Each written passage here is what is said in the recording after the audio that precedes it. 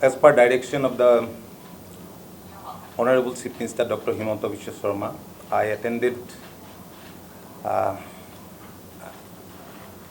important meeting with Honorable Deputy Chief Minister Mr. S. Dhar and with the senior officials, including Chief Secretary and senior officials with of Government of Meghalaya. And our Chief Secretary Assam, Dr. Ravi Kota, and other senior officials were also present in the meeting. So we had a long and threadbare discussion, good discussion, and 3 hours discussion. We have taken some resolutions, and with the consent of the both Honorable Chief Ministers, Assam and Meghalaya, we have already issued a joint press release. I would like to offer both the Chief Ministers, Dr. Himanta Biswa Sharma, for his prompt action, and I would like to offer my thanks to Conrad Changmaji for his keenness to resolve the issue soon.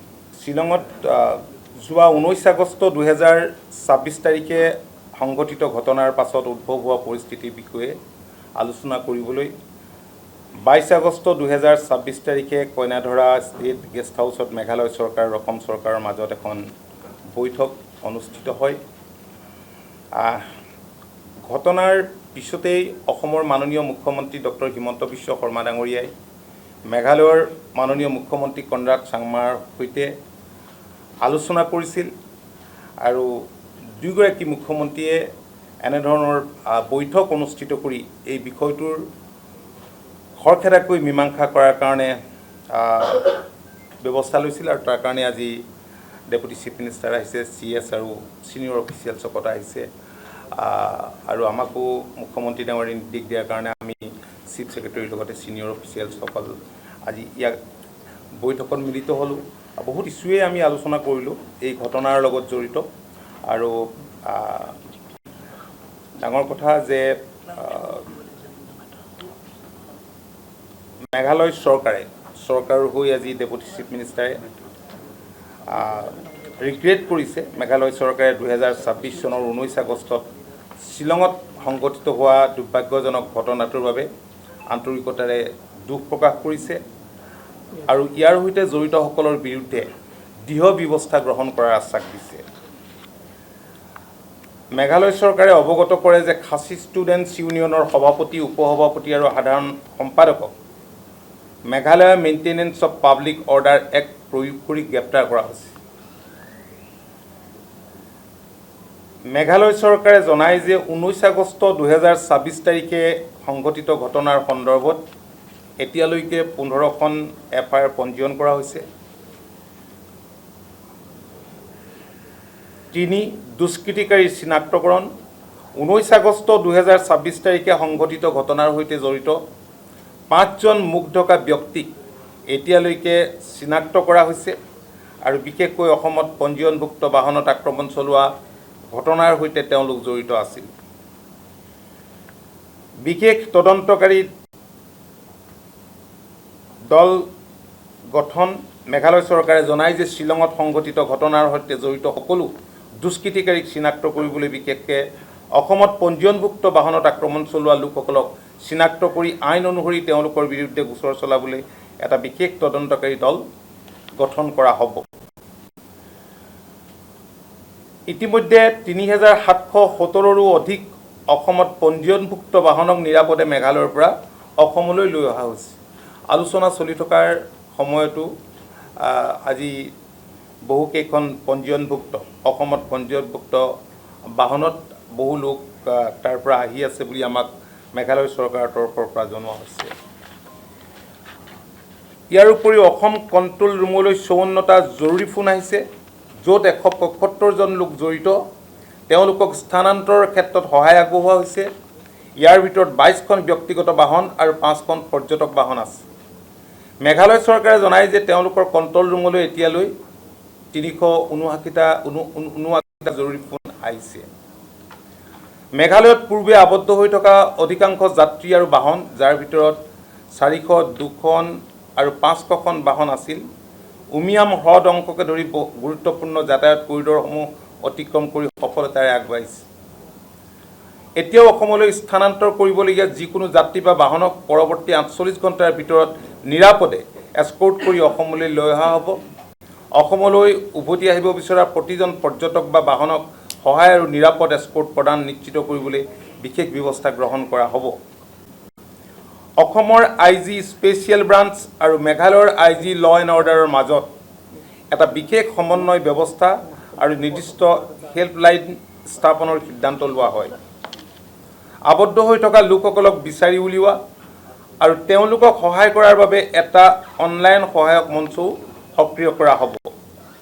WhatsApp 9181014888, landline 036123811511। পৰিস্থিতি সম্পূৰ্ণৰূপে স্বাভাৱিক নোহোৱা পৰ্যন্ত এই সমন্বয় ব্যৱস্থা কাৰ্যক্ষম হৈ থাকিব। আন্তঃৰাজ্যিক সীমান্তত উদ্ভৱ হোৱা দৈনন্দিন সমস্যাসমূহ তৎকালীনভাৱে সমাধান কৰাৰ বাবে নংপুৰ উপায়ুক্ত আৰু কামৰূপ মহানগৰৰ উপায়ুক্তৰ লগতে দুয়োখন জিলাৰ সমপৰ্যায়ৰ আৰক্ষী বিষয়াসকলক লৈ স্থায়ী জিলা পৰ্যায়ৰ যৌথ সমিতি গঠন কৰা হ'ব। দুয়োখন ৰাজ্যৰ কমিশ্যনাৰ, সচিব পৰ্যায়ৰ পৰিবহণ কৰ্তৃপক্ষ আৰু পৰ্যটক বাহন সংস্থাসমূহৰ প্ৰতিনিধিক লৈ এখন যৌথ সমিতি গঠন কৰা হ'ব। এই সমিতিয়ে পৰ্যটক পৰিবহণৰ চলাচল সহজ আৰু নিয়ন্ত্ৰিত কৰাৰ লগতে অসম আৰু মেঘালয়ৰ উমৈহতীয়া পৰ্যটন ছাত্ৰ সুৰক্ষিত কৰাত সহায় কৰিব। অসম আৰু মেঘালয় চৰকাৰে বাহনসমূহৰ নিৰাপদ আৰু সুৰক্ষিত যাতায়াত নিশ্চিত কৰিবলৈ সকলো প্ৰয়োজনীয় ব্যৱস্থা গ্ৰহণ কৰিব। ইয়াৰ ভিতৰত অসমৰ দক্ষিণ অংশৰ পৰা অসমৰ অন্যান্য অঞ্চললৈ তথা বৰাক উপত্যকাৰ পৰা মেঘালয় হৈ যাতায়াত কৰাও অন্তৰ্ভুক্ত। এনেদৰে মেঘালয়ৰ পৰা অসমৰ মাজেৰে মেঘালয়ৰ অন্যান্য অঞ্চললৈ যাত্ৰা কৰা লোকসকলৰ বাবেও প্ৰয়োজনীয় ব্যৱস্থা গ্ৰহণ কৰা হ'ব।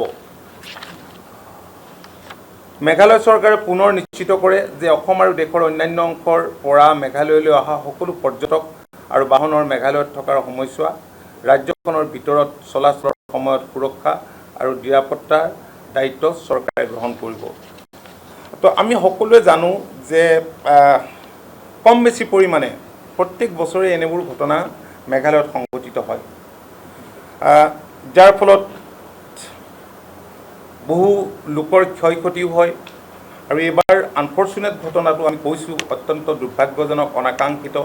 শিশুও আঘাত পাইছে, যান বাহনৰ ক্ষতি হৈছে। এই সকলোখিনি কথা আমাৰ জনসাধাৰণৰ যি চেণ্টিমেণ্ট, সেই চেণ্টিমেণ্টখিনি আমি অনুভৱ কৰিছোঁ আৰু আজিৰ এই সভাত আমি উত্থাপন কৰিছোঁ। আৰু লগে লগে তেখেতসকলেও ৰিগ্ৰেট কৰিছে আৰু ইন ফিউচাৰ যাতে তেনে ঘটনা সংঘটিত নহয় তেনে এছুৰেঞ্চ আমাক দিছে। আৰু এই ক্ষেত্ৰত এনেধৰণৰ কথা বতৰা যদি কেতিয়াবা পৰিৱেশ সৃষ্টি হয়, কিবা দুৰ্ঘটনা হয়, তেতিয়াহ'লে আমাৰ যি জইণ্ট কমিটিবিলাক কৰা হৈছে, এই কমিটিয়ে খৰখেদাকৈ ক্ষিপ্ৰতাৰে এইবিলাক মোকাবিলা কৰিবৰ কাৰণে সিদ্ধান্ত গ্ৰহণ কৰা হৈছে। মই মাননীয় মন্ত্ৰীক মই ধন্যবাদ জনাইছোঁ, তেখেতৰ লগত অহা চিফ ছেক্ৰেটাৰী আৰু অফিচিয়েলসকলক বিশেষভাৱে ধন্যবাদ জনাইছোঁ। আৰু আমাৰ দুয়োগৰাকী মাননীয় মুখ্যমন্ত্ৰীয়ে যি প্ৰম্প্ট একশ্যন ল'লে এইখিনি আগবঢ়াই লৈ যাবলৈ আমি দুয়োগৰাকীকে আমি ধন্যবাদ জনাইছোঁ। আৰু আমি যিবিলাকে আন্দোলনত অংশগ্ৰহণ কৰিছিল তেওঁলোকৰ ক্ষোভৰ বহিঃপ্ৰকাশ ঘটিছিল, জেনুইন ক্ষোভ, আমি তেওঁলোকক অনুৰোধ জনাম যাতে তেওঁলোকে পুনৰ স্বাভাৱিক অৱস্থা ঘূৰি অহাৰ বাবে আৰু কাৰো যাতে লোকচান নহয় তাৰ প্ৰতি দৃষ্টি ৰাখি তেওঁলোকে যি আন্দোলনৰ কাৰ্যসূচী আজি ব্লকেট কৰিছিলে, ৰোড ব্লকেট, বেলেগ বেলেগ ধৰণে প্ৰটেষ্ট কৰিছে, সেইখিনি তেওঁলোকে প্ৰত্যাহাৰ কৰিব। আৰু আমি মেঘালয়ৰ জনসাধাৰণকো আৰু অসমৰ জনসাধাৰণকো, দুয়োখন ৰাজ্যৰ জনসাধাৰণক আমি স্বাভাৱিক অৱস্থা ঘূৰাই অনাৰ কাৰণে তেখেতসকলক আমি বিনম্ৰৰে অনুৰোধ জনাইছোঁ। কাৰণ মেঘালয়ৰ লগত আমাৰ সম্পৰ্ক বহু পুৰণি, যুগমীয়া সম্প্ৰতি। এই সম্প্ৰীতি বহুত যুগমীয়া, সমন্বয় যুগমীয়া। গতিকে এইটো যাতে অটুট থাকে আৰু কোনো মিছক্ৰিয়েণ্টে যাতে এনে পৰিস্থিতিৰ সুযোগ লৈ ঘটনা কৰিব নোৱাৰে তাৰ প্ৰতি চকু দিবলৈ আমি বিশেষভাৱে মেঘালয় চৰকাৰক আমি অনুৰোধ জনাইছোঁ। আৰু আমাৰ চৰকাৰো এই ক্ষেত্ৰত সচেতন হৈ আছে। ধন্যবাদ।